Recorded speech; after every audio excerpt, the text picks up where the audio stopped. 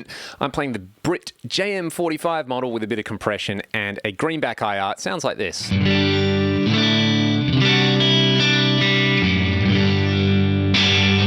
Nice edge of breakup kind of thing happening there. If you want to make a gated reverb, you would probably guess you would need a gate and a reverb. So let's do that. After the cab, we will create a parallel row. I'm going to go with 3 blocks because there's a nice little tweak on top of the obvious gate and reverb. I want to say very special thanks to Matt Picone at Fractal as well for showing me how to do this. There is an excellent factory preset called gated reverb as well, but we're just going to basically tweak that approach a little bit. So obviously, reverb. Let's start with a reverb because we're going for like an 80s style thing. I'll go with a hall reverb. My favorite hall in the Axe FX3 is this music hall. What we're going to do is set the mix to 100% because we're in a reverse, not a reverse, we're in a parallel row. Let's have a listen to it.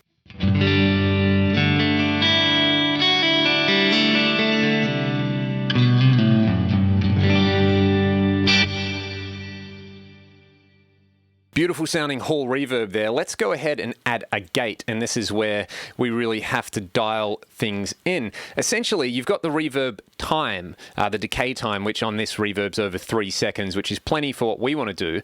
But what is going to control essentially the length of our reverb trail now is the hold time in the gate. So what we want to do is, in the gate, a really important setup thing is to set the sidechain to input number 1. I've got my guitar plugged into input number 1, and if we set the sidechain there, then it's going to detect any incoming signal from the guitar signal rather than from what's coming after the cab and the reverb. So sidechain set to input 1. What we're going to do is crank the ratio all the way up, and we're going to turn the attack time down so that it's, you know, a little bit more than 1 second, and the release time down somewhere 7 milliseconds will do. That's fine. Alrighty, the hold time now is going to control essentially that length of the reverb before it gets cut off. So let's have a listen to it with the hold time all the way up. 1 second. Hey, that's cool. Listen to that. It's a gated reverb. It's chopping it right off. What if I was to turn the hold time down to like 36 milliseconds?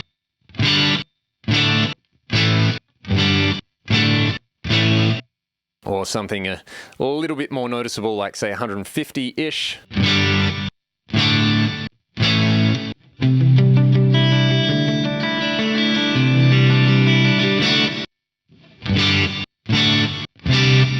So as you can hear, when I am playing, the gate's open and you're hearing reverb, and it's only when I'm not playing that the gate basically switches on, it gets held for this hold time, and then it cuts everything off in there. So the main tweaking that I would do with this is basically with the hold time, and then you can play around with the threshold with this. You know, if you don't want to hear a lot of the reverb, crank the threshold up.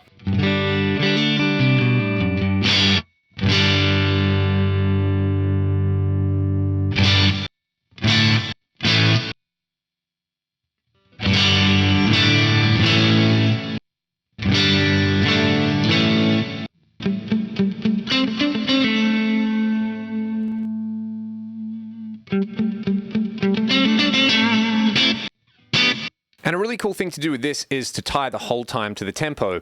Say if we were playing at 120 beats per minute, there's an easy one to remember, and I wanted to set it to like I think a quarter note. I can set the hold time to 250 milliseconds.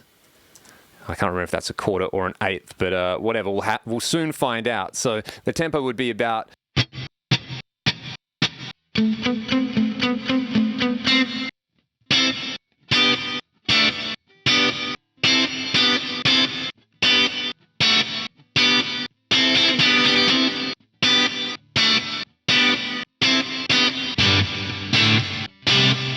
As you can hear there, it's relatively in time with my playing there. So one little tweak that we can put on top of all of this is to chuck a compressor after all of this, just basically to bring the level of the reverb tails up a bit, so it essentially sounds like, I would say it would make it sound more like a dense reverb. All right, we've got a compressor on the end here. Just a studio comp is fine.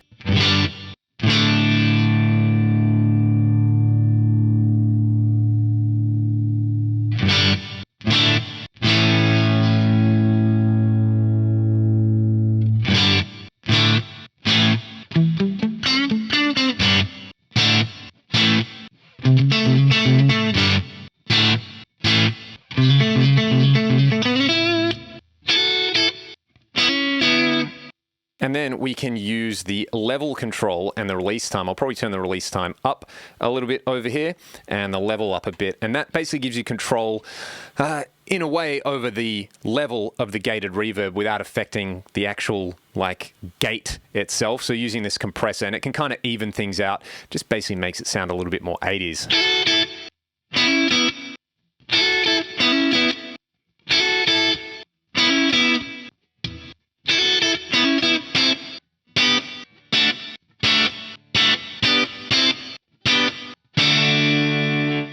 So that's pretty awesome, and that's how you would create a gated reverb. If we wanted to create a reverse reverb, we're going to do a couple of different things. Namely, we're going to need a reverse delay. We're going to ditch the compressor and chuck the gate at the end. Basically, you can keep the same gate settings, but let me change this reverb out for a reverse delay now. And we want around, essentially your delay time is going to be like the reverb pre-delay now. So your delay, and there is a reverse type right here. We can crank the mix up to 100%, and we'll go for like 200 milliseconds or something like that. Then you want to turn the crossfade time. You can turn that down a little bit. Set this at run, set the feedback at 20, pretty much stock settings. Then, rather than use a reverb block, we're going to use a multi-delay block at the stock settings. Pretty straightforward, just crank the mix up, and we should have essentially a ramp up style reverb now. But it doesn't sound like reverb, does it? It sounds like delay. So what we want to do is, with those reverbs, we want to smear them right out. And the way we do that is to go to the more section here and turn the diffusion mix all the way up on this guy, which gives us this. But it still sounds a little bit too much like a delay, so we can go to the actual reverse delay, and if we go to the tone and duck section, crank the diffusion all the way up there, it gives us this.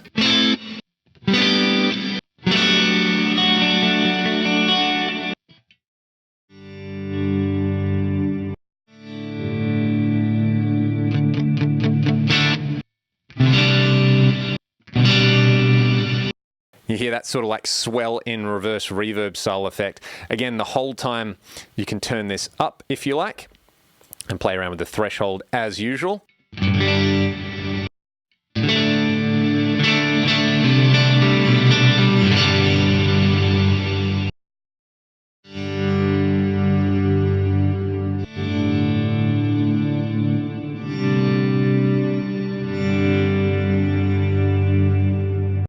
We can also add a little bit of an LFO to the input gain on our delay over here. Essentially just set the input gain source to be an LFO, and we'll set the minimum to be pretty close to 100. Again, this is total Matt territory here. I'm copying his settings, and this is just going to make that again sound a little bit more believable and natural, even though a reverse reverb is not a natural thing at all. So what am I talking about? Maybe it sounds a bit more musical would be a better way to say it.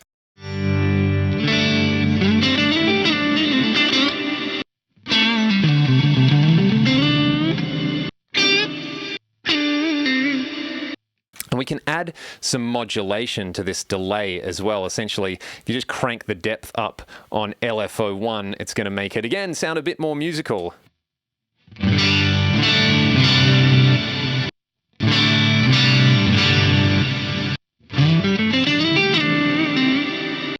Yeah, that is what I like to hear. And this is actually a reverse gated reverb, as you would have noticed. I probably didn't explain that very well at the start. Again, the whole time is the magic parameter.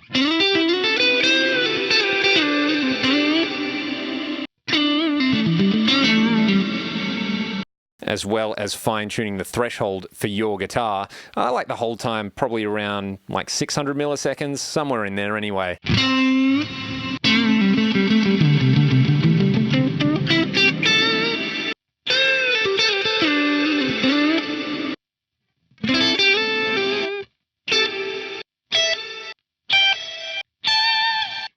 It's a really, really awesome effect, and I love this with some high gain. If I swap this over to, say, the USA 2C++, I'll just turn the level down a little bit. On the neck pickup of this Strat, this is a really nice alternative to using a delay on your lead stuff, and in one of my main live presets, I have this particular setup of a reverse gated reverb, and the way I turn it on and off is to leave it all on, and then over here I just chuck a filter block on, and I set the bypass type to mute. So a filter block, null filter, so it's going to do nothing, which is the default state, and I just set the bypass mode to mute. That way, if I just turn off this one block, which I can assign to a foot switch on my FC, I get this.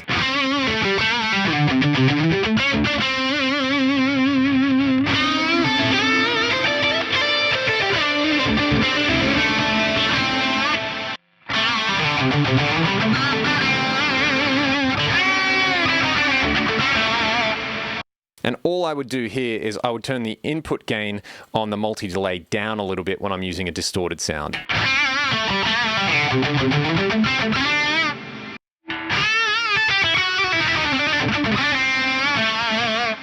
And because I've done that, I need to go back and tweak the threshold on the gate a little bit.